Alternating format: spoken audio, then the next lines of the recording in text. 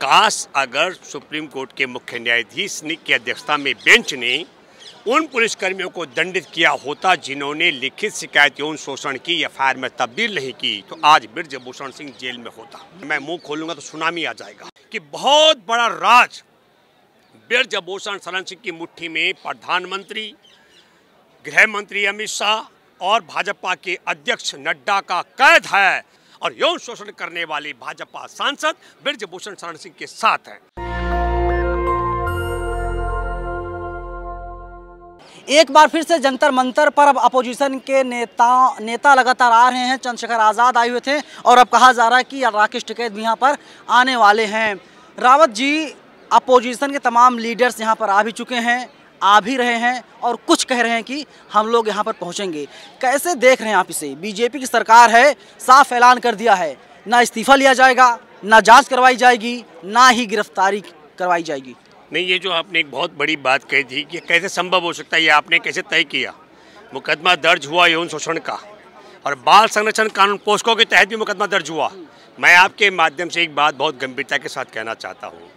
Supreme court ने मुख्य न्यायाधीश की अध्यक्षता में जिस बेंच ने कनॉट प्लेस थाने में लिखित शिकायत को एफआईआर में तब्दील न करने का मसले को जब सुना, काश अगर सुप्रीम कोर्ट के मुख्य न्यायाधीश की अध्यक्षता में बेंच ने उन पुलिसकर्मियों को दंडित किया होता जिन्होंने लिखित शिकायत यौन शोषण की एफआईआर में तब्दील नहीं की, तो आज बृजभूषण सिंह जेल में होता।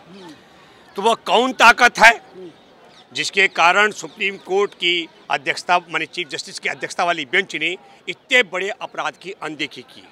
और ये कौन सी ताकत है? देखिए, 20 जनवरी को बहुत बड़ी बात कही थी बृजभूषण शरण सिंह ने, मैं मुंह खोलूंगा तो सुनामी आ जाएगा।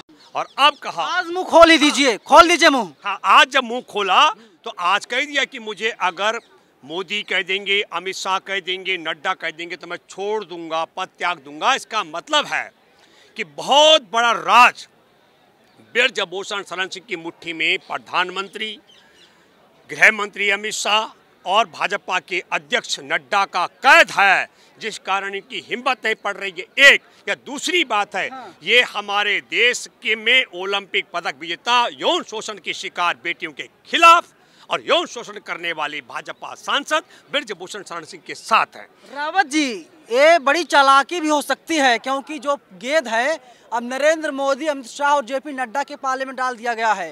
बृजभूषण सिंह ने साफ कह दिया है। नहीं, गेम है भाई। मैं देखिए, मैंने बहुत गंभीरता के साथ कहा था, नेशनल दस्तक के दर्शकों ने देखा भी होगा और सुना है। मैंने कहा था कि 28 तारीख को सुनवाई से पहले सुप्रीम कोर्ट एफआईआर दर्ज करने का आदेश तो देगा, लेकिन एफआईआर दर्ज होने के बाद रोचक बात होगी, यौन शोषण करने वाला गिरफ्तार होगा कि नहीं होगा। और मैं आज फिर कह रहा हूँ, जितने भी नेता आ रहे हैं सब बाईपास करने का भी टाइम देने की बात इसलिए कह रहा हूँ कि 10 तारीख को कर्नाटक का चुनाव है और कर्नाटक में एक संदेश अगर नरेंद्र मोदी की सरकार के इशारे पर दिल्ली पुलिस ने इसको टाल मटोल करना ही करना है, ताकि ये संदेश न जा सके कि भाजपा सांसद इस देश में ओलंपिक पदक विजेता जो बेटियां उनका यौन शोषण का आरोपी है और उसे गिरफ्तार करने के बाद चुनाव में बहुत बड़ा खेल बिगड़ने वाला है। कर्नाटक में भाजपा दाही का आंकड़ा नहीं छू पाएगी। कर्नाटक में भाजपा ने माहौल बना दिया है, टीवी चैनल वाले माहौल बना रहे, बीजेपी आ रही है। नहीं, मैं जो आपको कह रहा हूँ, अगर बृजभूषण शरण सिंह गिरफ्तार हो गया पोलिंग से पहले तो भाजपा दाही का आंकड़ा नहीं छू पाएगी।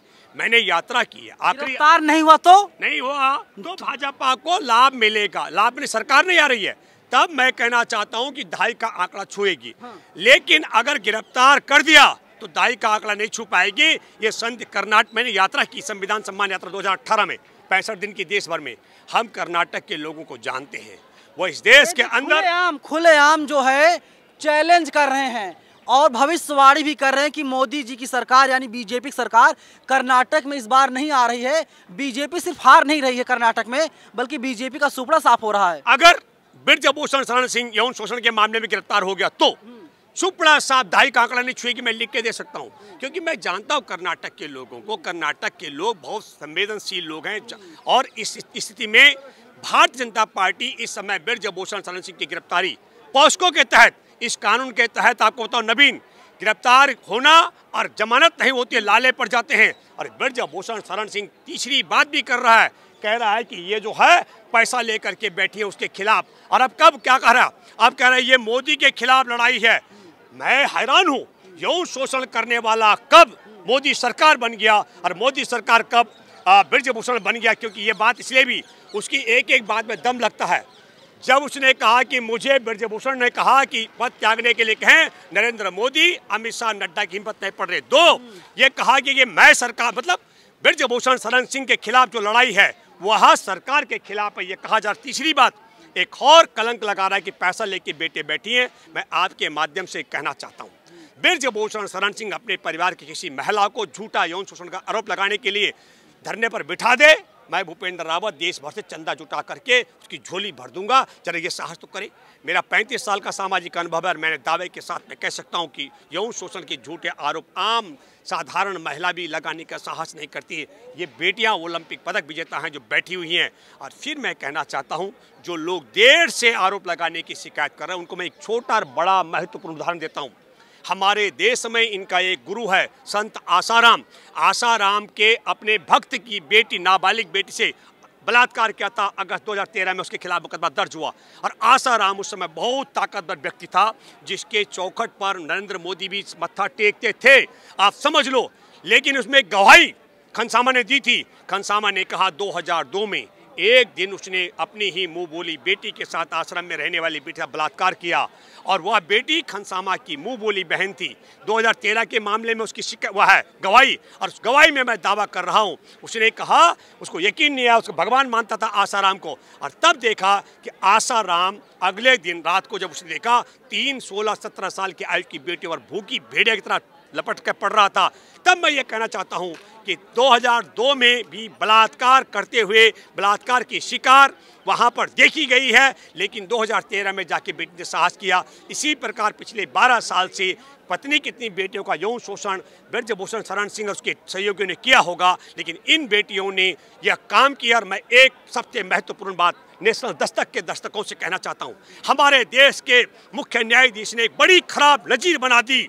अब यह कह दिया है कि आम बलात्कार पीड़िता को भी पहले लिखित शिकायत देनी पड़ेगी, पुलिस थाने में अगर आपकी एफआईआर दर्ज नहीं हुई तो जंतर मंतर में धरना देना पड़ेगा, फिर नेशनल दस्तक जैसे पत्रकार मित्रों की मदद लेनी पड़ेगी, उसके बाद कपिल सिब्बल जैसे किसी जानकार वकील को लेना पड़ेगा, फिर वो सुप्रीम कोर्ट का दरवाजा खटखटाएगा, तब आपके खिलाफ आपकी एफआईआर दर्ज होगी। यौन शोषण करने वाले को गिरफ्तार किया जाएगा कि नहीं, इसकी कोई गारंटी नहीं। ये नजीर बना दी है।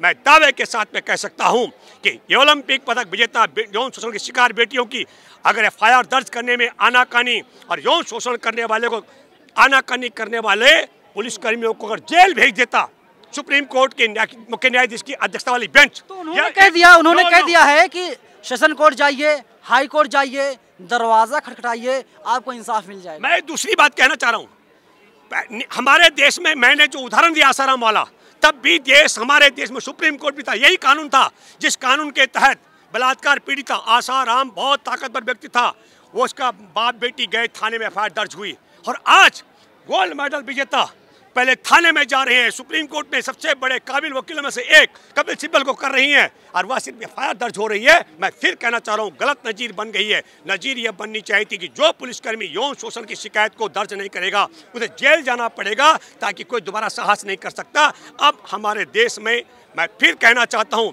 ये टाल मटोल का मामला करने की बजाय मुख्य न्यायाधीश को विवेक से लेना चाहिए। और मैं अपील करता हूं, जज पे हम सवाल नहीं खड़े कर सकते हैं। नहीं, देखिए सबको भरोसा है सुप्रीम कोर्ट के जज के ऊपर, सुप्रीम कोर्ट पर जो भी न्यायालय है सबको भरोसा है। एक मिनट, देश के वकीलों से मैं कह रहा हूँ, देश में बैठे जजों से कह रहा हूँ, तो आपने जो सवाल किया आप भटका रहे हैं मामले को। मैं कहना चाह रहा हूँ कि सुप्रीम कोर्ट, जब मैं जानता हूँ, मैंने नेशनल दस्तक में मेरा बात चला, हम कह रहे हैं कि शिकायत स्वाभाविक तौर पर एफआईआर में तब्दील होती है और वो तब्दील नहीं की गई। यह सुप्रीम कोर्ट में बैठे मुख्य न्यायाधीश की अध्यक्षता की बेंच की जिम्मेदारी बनती थी कि उन पुलिसकर्मियों को दंडित करते ताकि देश में आम नागरिक जो पीड़ित होती, कोई महिला सुनो यौन शोषण की शिकार कोई भी महिला वो थाने में जाती, उसका मुकदमा दर्ज होता।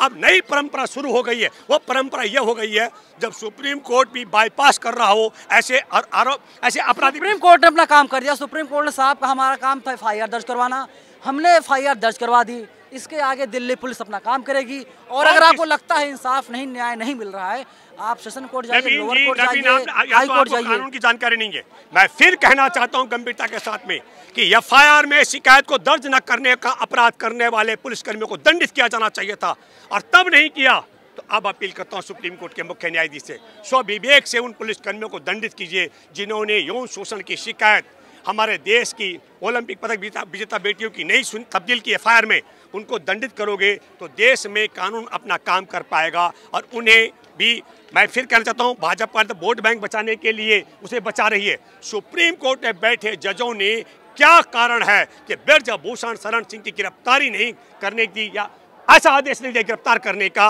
और उसके टाल मटोल आपने फिर सुनवाई का डेट क्यों दिया?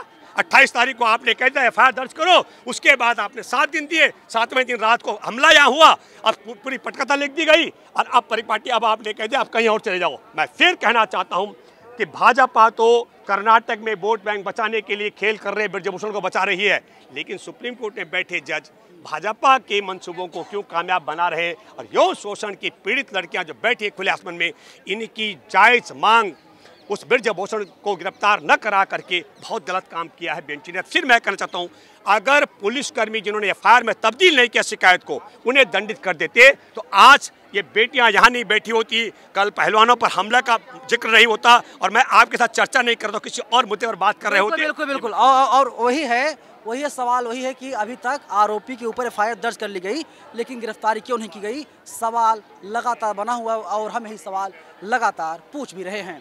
कैमरा पर्सन आशीष के साथ में नवीन कुमार नंदन, नेशनल दस्तक, जंतर मंतर, दिल्ली।